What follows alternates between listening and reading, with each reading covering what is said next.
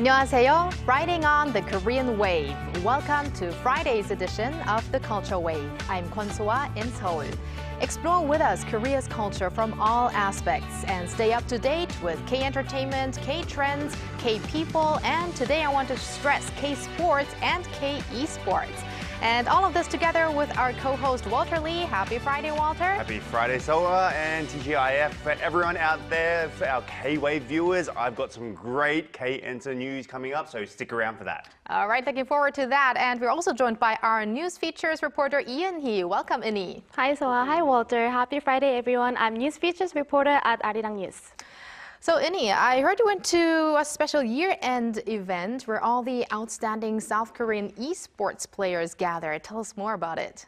Yes, so I went to this year's Esports Hall of Fame induction ceremony, which is an event honoring the achievements of esports players throughout the year. And as an esports fan, it was a pleasure to see the journey of all those esports players who continue to inspire us through their hard work and dedication. Why don't we all take a look? Who is your esports star of the year?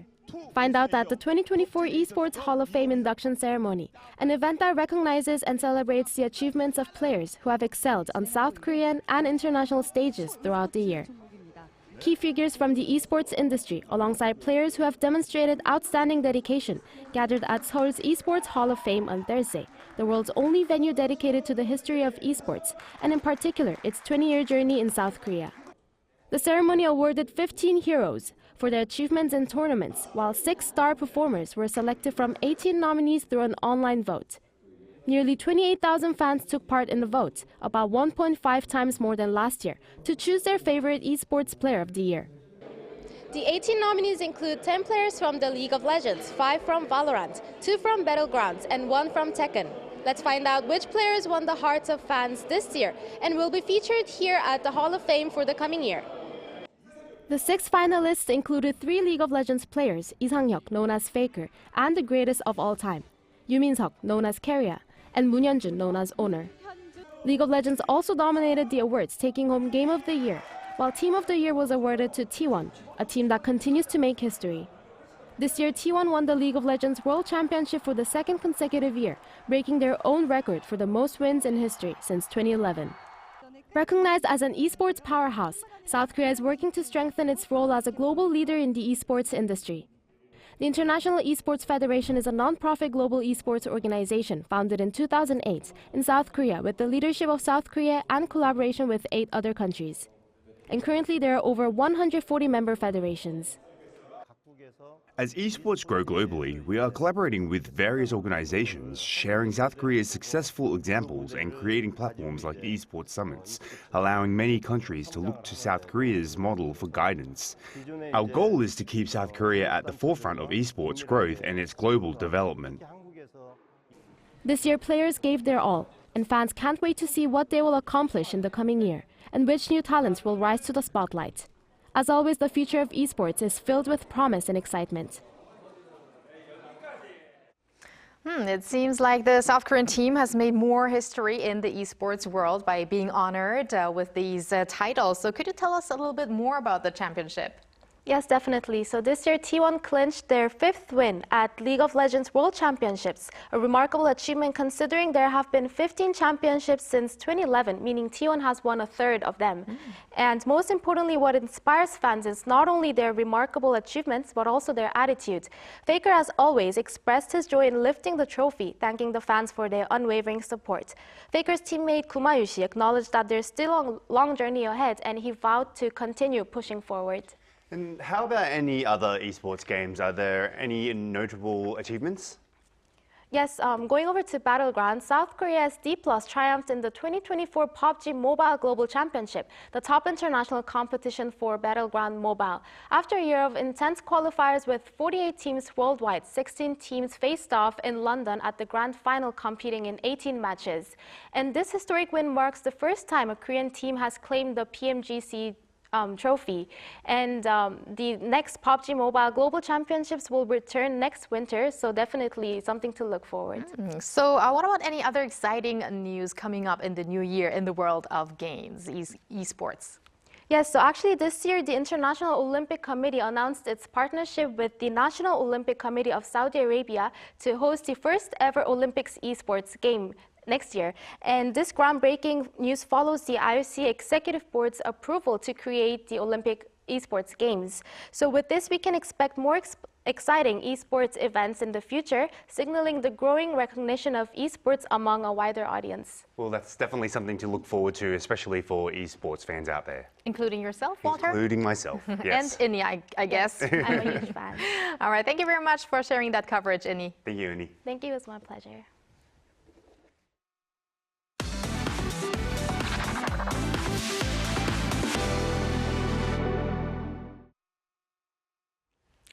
And time for the latest K-Enter news with Walter Lee.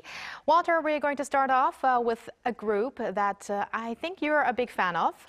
Just a little bit. Just a little bit. Just a little bit of a big fan of. So, and yes. It is Twice? At least, yes. So, yes, on Wednesday, the girl group Twice gave their fans an extra gift before the end of the year by releasing Strategy 2.0. Now, this is a remix of their title track, Strategy, off their album, also called Strategy. Now, that album has climbed to number 4 on the US Billboard 200 chart, marking the group's 6th consecutive album to land in the Billboard 200 top 10. A run that started with their mini album, Taste of Love, in June of 2021.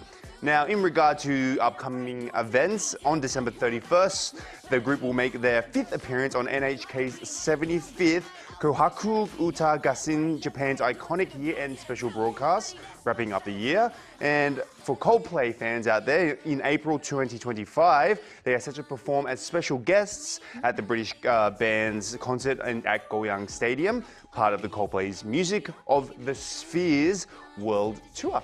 Nice. Now let's talk about a good deed by New Jeans, or should I say the Bunnies? Yes, interesting. So Child Fund Korea announced on Thursday that Minji, Hani, Danielle, Herin, and Hein currently using the name Bunnies, however, not officially changed from New Jeans yet. They're just using that name for now. Have shown support to children and youth caring for their families. Now, children youth caring for families refer to those who, despite being at an age when they should be cared for, take on caregiving responsibilities due to family members' old age, could be disabilities, illnesses, or other needs. Now, to help ease the caregiving burden on these children and youth and support their growth on everyday use, the members donated over 100 million Korean won, or around 100 million Korean won. That's approximately $75,000 US through Child Fund Korea. Now, the foundation plans to use the donation to provide essential support for 30 families nationwide, including living expenses, housing, education, healthcare, self-reliance assistance such as career and employment support. And we're also going to end up now with some K-movie news. Yes, some exciting K-movie news. On Thursday, the press screening of the film Bogota, City of the Lost was held and was attended by lead actor Song Joong-ki along with director Kim Song-jae and cast members Lee Hee-jun and Kwon Hae-hyo. Bogota tells the story of Cookie, which is played by Song Joong-ki, who heads to Bogota, Colombia. There he becomes entangled with Soo-young, a powerful figure in the Korean community there. The film explores the intensive survival struggles of Korean immigrants through the intriguing theme of smuggling. Now, when sharing his words, Song Joong-ki said, "I like trying things that I haven't done before. I enjoy working in new environments, have a lot of curiosity, just as I spoke Italian in Vincenzo." That was what he starred in. So I was curious about Spanish, which led me to choose this film. He also shared a personal story saying that his mother-in-law, my mother-in-law, is Colombian, so many of my wife's family members live there, referring to Bogota as the capital city of Colombia. Now, for anyone who's wanting to see this movie, Bogota, City of the Lost is set to premiere on December 31st. Oh, okay, so probably he already has a number of fans for that movie, including his mother-in-law. And wife, of course. Yeah, yes. of course. All right, thank you very much, Walter, and stick around. I will do.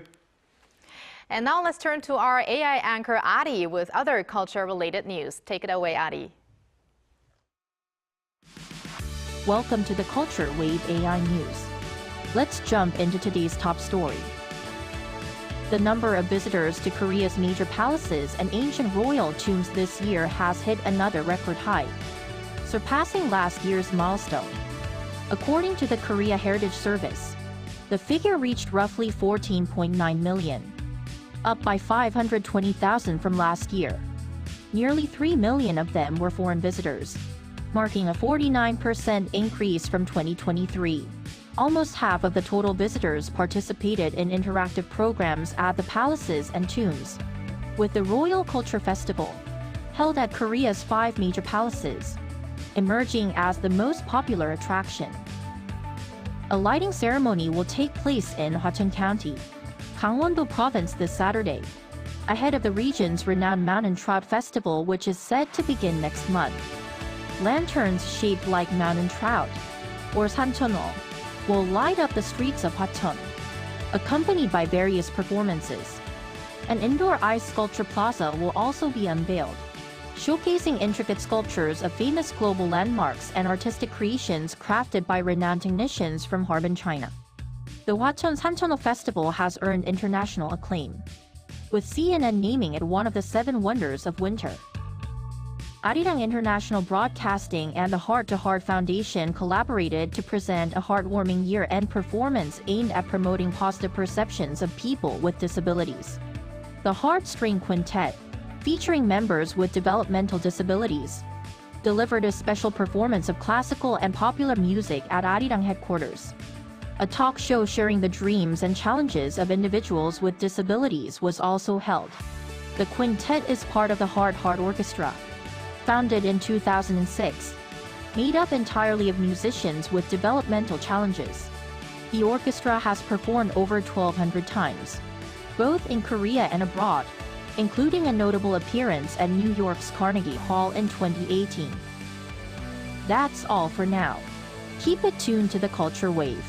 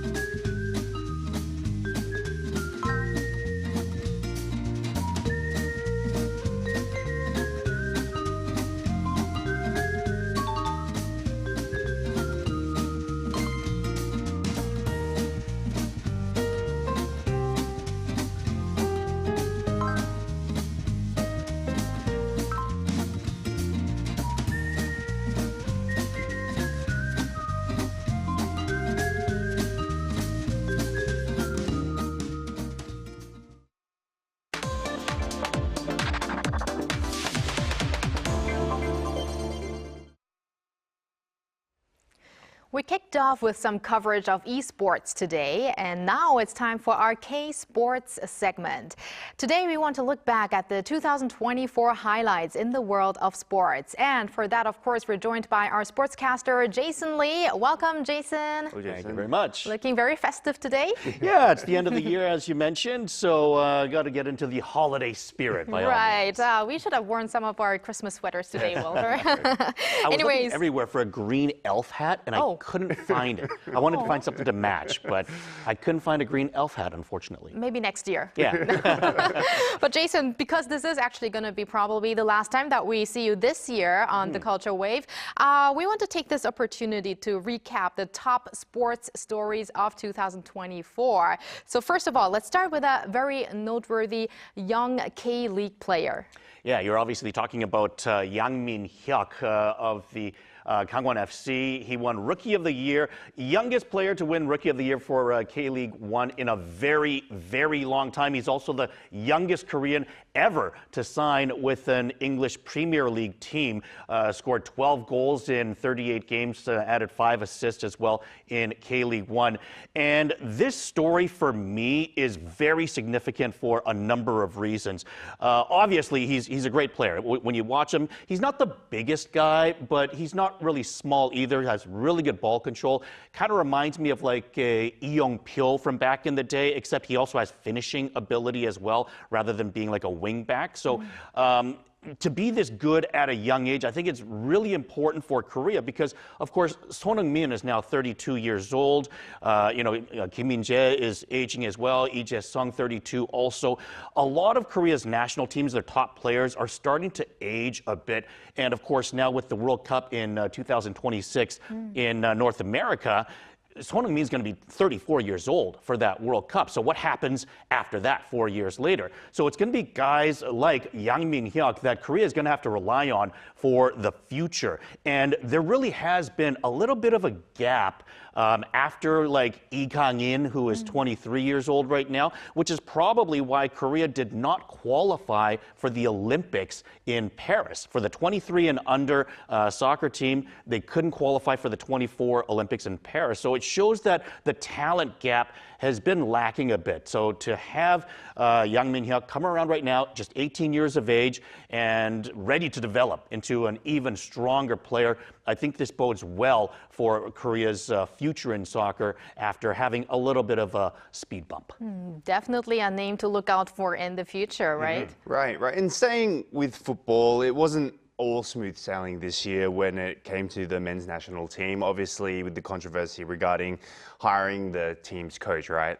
Yeah, that's right. This was actually a very, very big story this year in the sport of football. Of course, Korea finished, they lost out in the semifinals at the Asian Football Championships at the end of 2023. That cost Jurgen Klinsmann his job as head coach of the national team. And because of that, it had a gap. So Korea needed to find a new head coach, and they eventually would hire former head coach Hong Myung-bo. But the problem was the process in which went about that hiring. Hong Myung-bo originally said that he wasn't interested in the job, and the KFA seemed to be looking in Europe for the eventual hire, and it seemed like a big mess in the end. Eventually, they did hire Hong, who was saying that he wasn't interested in the job. So there was a lot of a lack of clarity, and I think it really set a black eye for the national team and the KFA. Now, to set the record straight, I would say that Hong Myung-bo was a very good hiring in the end, and I think the process took the spotlight in the situation as opposed to, the KFA hiring the wrong person. So I think they got the right person in the end. They've haven't lost any games under Hong Myung-bo. I think they've won 4 or 5 games while having a couple of ties and seem to be on their way to another appearance in the World Cup. So I think the national team has been looking good under Hong Myung-bo, but at the time of his hiring, there certainly were a lot of question marks. I thought the story was blown up a little bit out of proportion, but at the same time, it was a huge story in 2024. It was, but now that we have things settled, I hope we can look forward to a much brighter football season next year. Absolutely. All right, so now let's shift gears to baseball and the Major League back when its season started in spring. So why are we talking about the Major League here in Korea? It's because we had an unprecedented game happening right here in Korea. That's right. Korea hosted a pair of Major League Baseball games, and it wasn't just any old Major League Baseball game. It certainly wasn't a preseason game or an exhibition game. These were the season opening games to the 2024 Major League season. The LA Dodgers and the San Diego Padres both came across the ocean to play the games there as well, of course, joined by the $700 million man himself, Shohei Ohtani, coming straight off the signing of that contract. So this was huge for a number of reasons. I think obviously, Korea has been sending players to Major League Baseball for some time now, and more as of late, the KBO has been sending more players through the posting process. Kim Hae-sung will probably sign with a Major League team in the next week or two, I would imagine. Of course, Lee Jung-hoo went last year. We're seeing more and more players going over. Kim Hae-sung, another one. But I think it's been a little bit different in terms of respect from Major League Baseball towards Korea's game. Now, I remember when Rob Manfred came to Korea to check out the Kochuk Skydome where they played those two games, and his first impression when asked about it by reporters was, I think it's kind of small. And you could hear a gasp in the press room when he said that because, you know, it's a sense of pride that Korea has finally got an indoor baseball stadium, but I think Major League Baseball sort of looked down on the venue for the time being. A couple of years earlier, Korea tried to have an exhibition game with major leaguers after the seasons of both leagues were over. However, those games were eventually canceled because of a lack of interest. So when they were having these games set up to be regular season opening games in Korea, I think there were some doubters as to, is this going to work? They tried this before, it failed, but in flying colors, both games were sold out. Fans were raving about Korea's hospitality, the cheerleaders, as well as the way that Koreans cheer for their baseball teams and players, I think were highlighted all over the place. And if anything, I think Korea was praised for their fans and how they support baseball. If I remember correctly, Jason, you were at the event as well. I was, yeah. I went to the first game. So how was the atmosphere? The atmosphere was absolutely electric. Of course, the cheering was as loud as it's probably ever been for a Major League Baseball game. Some of the fans that came in, because there were a lot of fans that came in from North America to support the Dodgers as well as the Padres. And I think some of them didn't know, well, I say most of them didn't know the cheers that the cheerleaders had previously set up for each of the players of both teams. So you could see the cheerleaders trying to encourage people to cheer, but there certainly were some people that, you know, didn't really know the cheers properly. Right. So it was a little bit awkward at times, but it was still a lot of fun and certainly very loud. I can imagine. Yeah. And staying on the topic of baseball, now the Kia Tigers won the KBO season this year, and we cannot talk about this without mentioning the MVP, Kim Do-young. Absolutely. You know, I had the pleasure of actually spending a lot of time in Gwangju to call a lot of home games for the Kia Tigers that, of course, went on to win the championship. But the biggest reason, hands down, that Kia won the championship this year was Kim Do-young. As you mentioned, he was voted the MVP at just 20 years of age. And at such a young age, he went on to hit 38 home runs, steal 40 bases, while also finishing third in the league in batting average with a .247 average. Absolutely ridiculous stats. These are video game numbers that he was putting up for Kia and really setting a lot of excitement back up in the KBO. You have to remember that going into this season, the KBO was losing arguably their biggest star in Lee Jung-hoo, who had just signed with the San Francisco Giants in Major League Baseball. So Korea is losing a top talent, one of the most exciting, biggest names. And what happens? Kim Do-young comes out of nowhere. His third season in the KBO, really didn't do much in his rookie year, started to show some flashes in his second season, and then this year, an absolute explosion of offense and winning over millions and millions of fans. His jersey, I think, earned something like $7 million in jersey sales this year, just showing how popular he was. And when the KBO needed a new star player most with the loss of Lee Jung-woo. Kim Do-young comes in and saves the day. Definitely. Wow. Now, Jason, we have to end with the biggest sports event of the year, the 2024 Paris Olympics. And Korea, actually, Team Korea far exceeded expectations there. And that was probably the biggest story of that, because going into these Olympics, Korea really wasn't expected to do very well. Coming out of the Tokyo Olympics just 3 years previous, Korea only won 6 gold medals in Tokyo. And that was about the projection that the Korean Olympic Committee was saying. They're saying, well, I think we can expect 5 or 6 gold medals. We'd be happy with 7 or 8. They went on to collect 13 gold medals, matching their greatest haul ever, which matched the 2012 Olympics.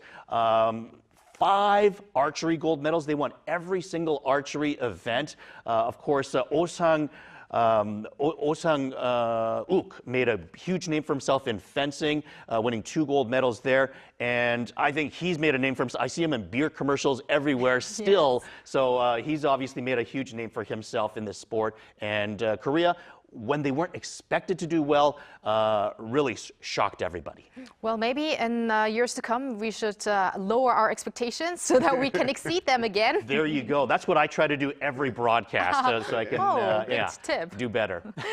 Thank you very much, Jason, for that wrap-up of the 2024 sports highlights. And hope to see you next year. Look forward to it. Happy New Year. Happy New Year. And thank you, Walter. Not Happy New Year to you yet. We're going to see you back next week. See you next week. And thank you for spending the past half an hour with us on the Culture Wave. And have a great weekend. And hope you join us again next week from Monday to Friday, 2 p.m. Korea time. And maybe one day here in Korea.